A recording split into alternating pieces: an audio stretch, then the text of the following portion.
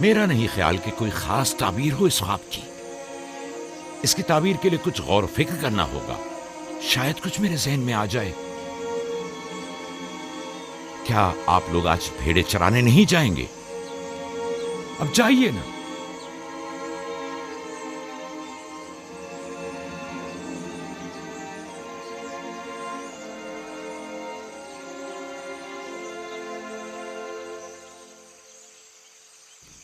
نہیں معلوم خواب کی تعبیر کیا تھی جو یعقوب نے سب کے سامنے بات کرنا مناسب نہیں سمجھا.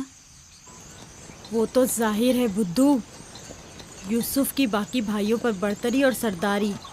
اور کیا؟ اس خواب کی تعبیر تو بچوں پر بھی واضح تھی. وہ سب رنجیدہ ہو گئے تھے. مجھے ان کے ذہنوں سے اس کے غلط اثرات کو مٹانا ہوگا. یوسف کو اپنا خواب سر عام نہیں بتانا چاہیے تھا. روٹی اور کھجورے رکھ دو، تھوڑی دیر بعد ان کے پاس جاؤں گا.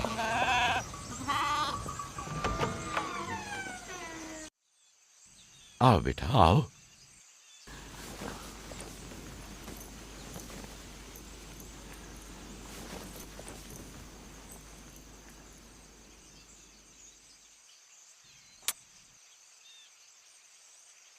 جو کچھ میں تمہارے بارے میں سوچتا تھا ٹھیک تھا میرے بیٹے.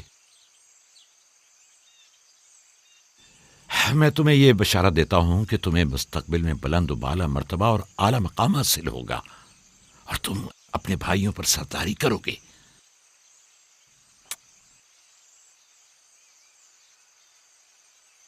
میرے بابا اسحاق نبی نے میرے حق میں دعا کی تھی کہ خدا میری نسل میں بہت سے نبی قرار دے. ہمیشہ سے دل چاہتا تھا کہ جان سکوں میری رسالت کا وارث کون ہے. امید ہے کہ میرے مقصد کو جاری رکھنے والے تم ہی ہوگے. خدا تمہیں تمام آفات ارضی و سماوی سے محفوظ رکھے. شاید تم وہی ہو جس کے ہم منتظر ہیں. بابا یہ نبوت کیا ہوتی ہے؟ میرا کھانا اور لباس تیار کرو.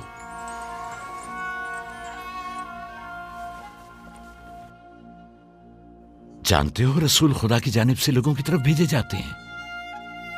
وہ لوگوں کو خدا اور فلاح و بہبود اور کمال کی جانب ہدایت کرتے ہیں. اپنے خواب کی تعبیر کسی کو نہ بتانا، خصوصاً اپنے بھائیوں کو. کیوں بابا؟ اگر تمہارے بھائیوں کو پتہ چل گیا تو ممکن ہے کہ ان کے اندر کی حسد کی آگ مزید بھڑک اٹھے اور وہ تم سے دشمنی پر اتر آئیں. تم نے تو مجھے پریشان کر دیا بھائی. میرا خیال ہے مجھے اب یوسف کی اور زیادہ حفاظت کرنا ہوگی.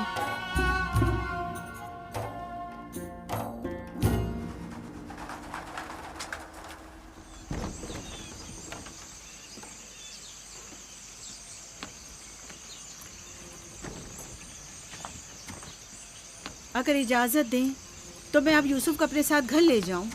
لے جاؤ. یوسف کا خیال رکھنا. خدا آپ کی حفاظت کرے. خدا حافظ بابا. خدا حافظ میرے بچے. خیال رہے اسے تنہا مت چھوڑنا. رات کو جب آپ لوٹیں گے تو یوسف کو لے آؤں گی.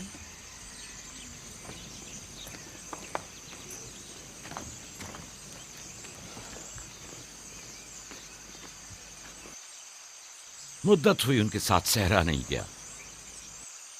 غروب تک ان کے ساتھ واپس لوٹ آؤں گا. ہمارے بچے سمجھتے ہیں کہ اب آپ کی محبت اور توجہ میں کمی آ گئی ہے. پریشان مت ہو، میں ان کی سوچ کو بدلنے کی کوشش کروں گا.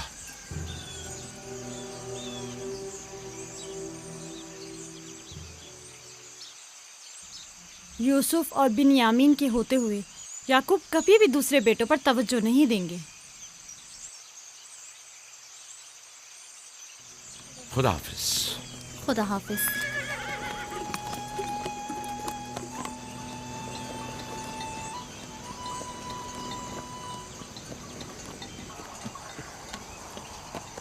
ہم تو روز ہی اپنا کھانا اپنے ساتھ لاتے ہیں، پھر آپ نے کیوں خود کو زحمت میں ڈالا؟ یعنی مجھے حق نہیں کہ میرا دل میرے بچوں کے لیے بے قرار ہو. مجھے حق نہیں کہ کبھی میں ان کے ساتھ بھی وقت گزاروں. کوئی بھی چیز آپ کی آمد سے زیادہ ہماری خوشی کا باعث نہیں ہو سکتی. आपकी आमद से पहले हमारी हालत सोगवारों की सी थी, मुस्कुराने तक का दिल नहीं चाह रहा था। क्यों? ऐसा भी क्या हो गया? पता है बाबा, हमें लगता है कि आपकी तवज्जो हम पर कम हो गई है। हाँ, हमें ऐसा लगता है जैसे आप यूसुफ और उसके भाई पर ज़्यादा तवज्जो देते हैं। लेकिन मैंने तो यूसुफ को सिर्फ तुम लोगों की खातिर फायका के पास भेजा था।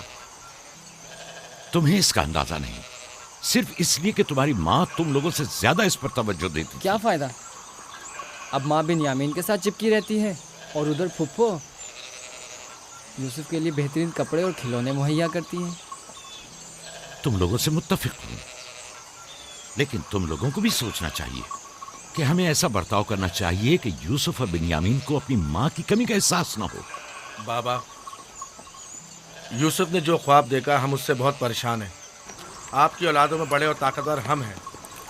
तमाम सख्त जिम्मेदारियां और मुश्किल उमूर तो हमारे कांधों पर हैं, लेकिन आपका जानशीन वो यूसुफ बने। लेकिन यूसुफ के ख्वाब की ताबीर कुछ और भी तो हो सकती है। क्या यूसुफ ने ये नहीं कहा कि उसके हाथ में मौजूद लकड़ी सब्ज हो गई और तुम्हारे हाथों की लकड़ियों पर साया अफगन है? मुमकिन है कि ये इस बात की तरफ इशारा हो कि यूसुफ अपने सारे भाइयों को चाहता है, या फिर ये कि यूसुफ निस्बतन ज्यादा रहमदिल और मेहरबान होगा और अपने सारे भाइयों को चाहेगा। बज़ाहिर ये कि हमने जो नतीजा निकाला है, इसके अलावा भी कोई दूसरी ताबीर हो सकती है। मैं ठीक से समझा नहीं, यानी यूसुफ आपका जानशीन नहीं है? मेरा जानशीन खुदा मुतय्यन करेगा, वो भी तुम में से बेहतरीन को। तुम लोगों को भी चाहिए कि इन बहानाबाजियों से बाज आ जाओ। यूसुफ और बिन्यामीन तुम्हारे भाई हैं, दुश्मन नहीं हैं। मैं तुम सबको चाहता हूं।